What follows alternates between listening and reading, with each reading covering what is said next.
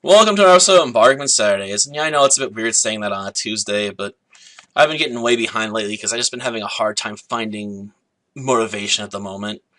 Um, I recently hit the 5,000 view mark. I guess I need to set myself a new goal to try and strive for and just try and dig in deep for some motivation to finish off some of the projects I'm currently working on, though some of them have been getting underneath my skin, like the Dot Hack series, where I constantly keep getting copyright blocked for background music. It's just been getting underneath my skin a lot when that happens. Um, it's just tiresome. And sometimes that happens with this series as well, which makes it also a bit wearisome, so I gotta worry about that. Though, that doesn't happen too often. Though I suppose I should move on to talking about the movie itself instead of complaining about my own personal problems. And as far as I'm concerned, Raised for Your Life, Charlie Brown is a rather mixed bag as far as movies goes. I suppose overall it's okay, but its problems definitely stranglehold it for me. It's not so much the art style that bugs me, since I grew up on the Peanuts specials, because some of my teachers, like to show them off at certain times of year, like the Thanksgiving special, or the Great Pumpkin, or Bon Voyage, Charlie Brown, and other stuff. So I've been exposed to these movies. So the day look at the art style actually has some nostalgic value for me, thinking back to my youth and my better days, right? So that doesn't bug me too much. I'm okay with the look of the film. It's rather reminds me of the past. What does bug me though is the bullies in this film. It's not so much they send the Peanuts down the wrong pathway, it's that they're constantly apparently losing in the raft race. Despite the fact they have the advantage of a motorized raft, which is a massive technical advantage over, the other teams who are relying on, the river carrying them, or using paddles and the river carrying them to get them to the finish line. Having a motor means the bullies shouldn't have to really stop for much of anything except when it's late at night and, they need to break for camp. Because you don't want to be traveling down a river, when you can't see where you're going properly. Especially one that has waterfalls on it at some points. Or at least a waterfall.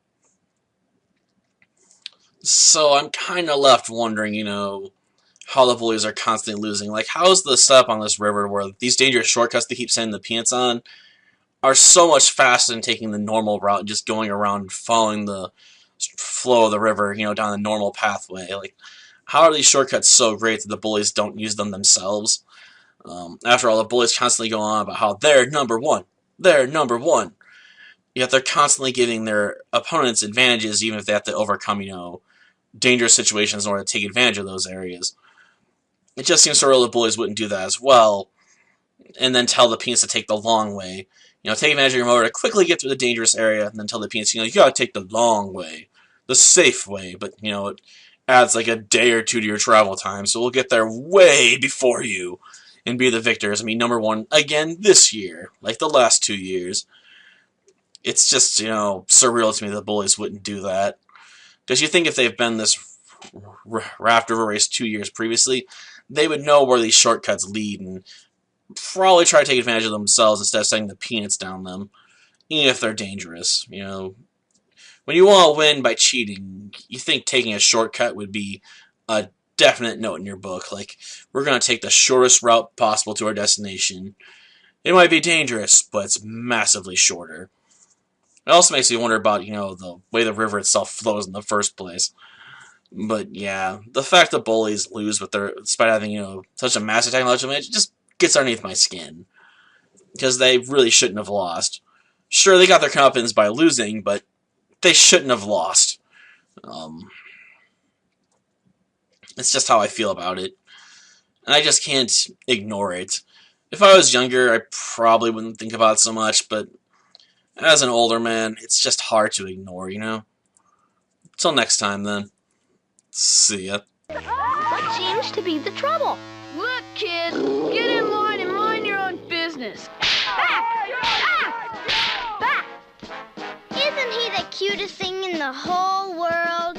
Fastest blanket in the West.